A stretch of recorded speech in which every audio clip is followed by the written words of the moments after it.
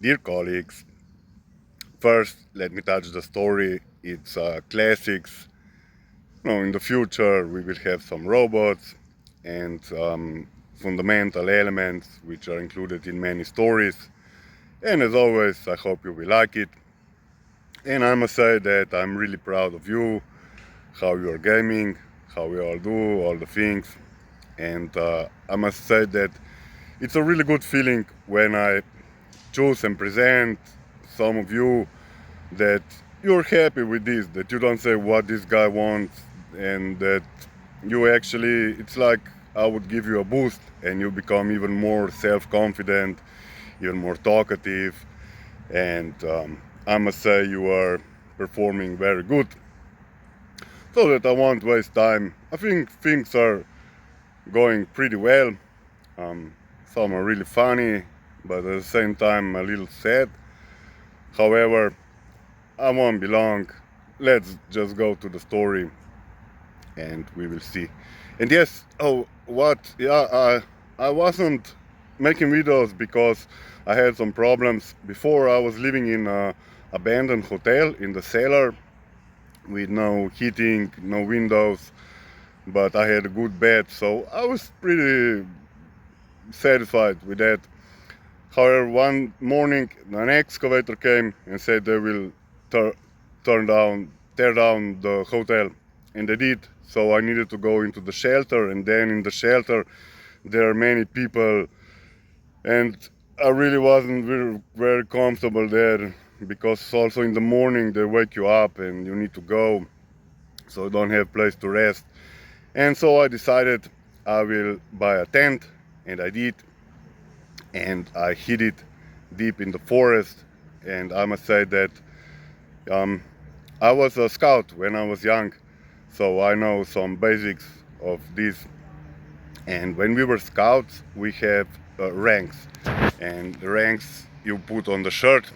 And there were different ranks. For example, you can help in the kitchen and you will have cook ranks. You can clean the toilets and you will have cleaning ranks.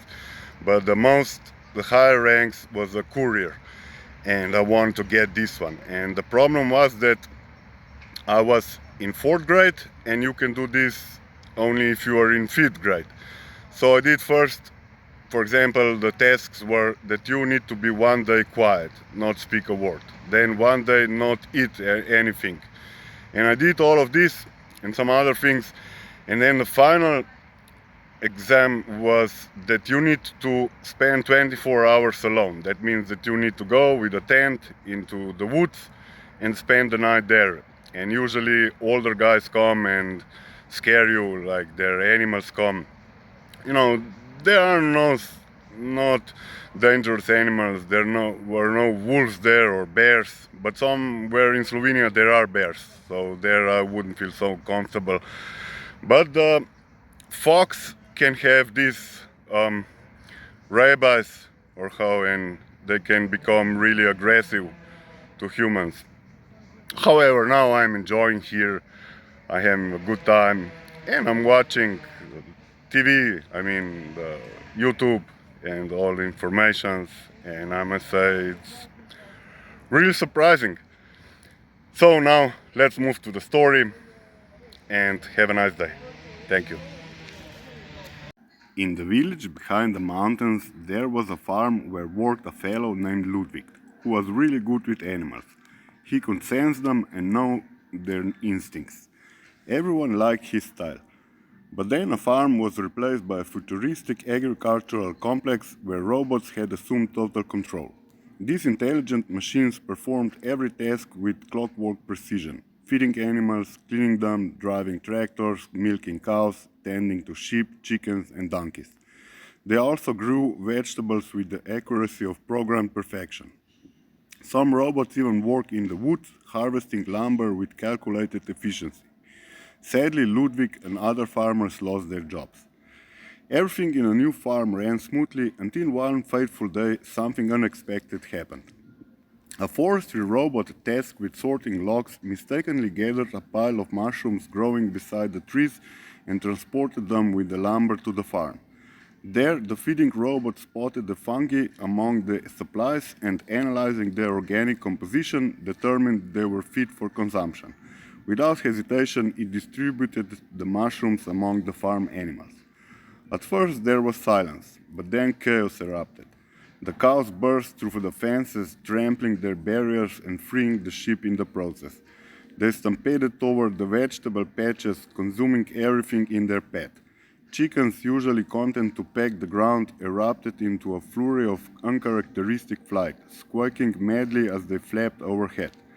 Pigs, once docile, grew aggressive, charging at anything that moved. The robots didn't understand what was going on. Their algorithms failed to compute the sudden surge of disarray. In the midst of turmoil, the farm's manager robot analyzed the disaster and sought a swift solution. It activated the emergency response protocol, deploying robot dogs to herd the animals back to their enclosures. But the chaos only intensified. As systems overloaded and warning lights flashed across the farm, the inevitable happened. Humans had to intervene. The farm workers, including Ludwig, were called back in, and Ludwig immediately recognized the problem. He knew how to hypnotize the animals to become calm until mushrooms lost their effect. After a while, everything returned to normal, but as a lesson, humans realized that they cannot trust everything to robots. Humans must be present as well, even if they don't do much. The moral of this story is that technology, no matter how advanced or efficient, cannot fully replace human intuition, experience, and judgment. While robots and AI can perform tasks with precision, they lack the deeper understanding, adaptability, and emotional intelligence that humans possess.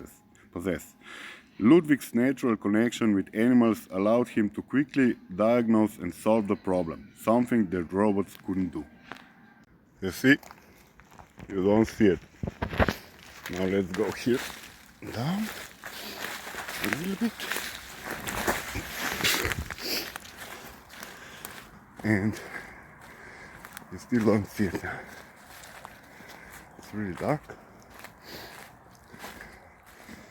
And then here somewhere. We're close. If I make it.